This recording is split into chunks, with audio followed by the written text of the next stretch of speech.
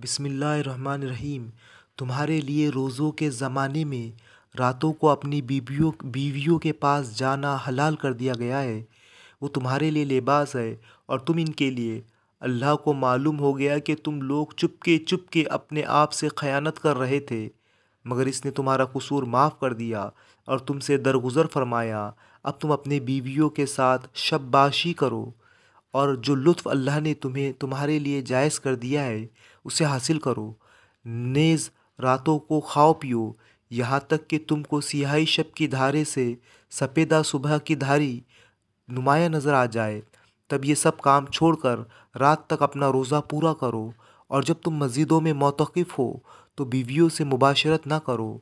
ये अल्लाह की बांधी हुई हदें हैं, इनके करीब ना फटकना। इस तरह अल्लाह अपने अहकाम लोगों के लिए बसराहत बयान करता है। तवक्को है कि वो गलत रवैये से बचेंगे।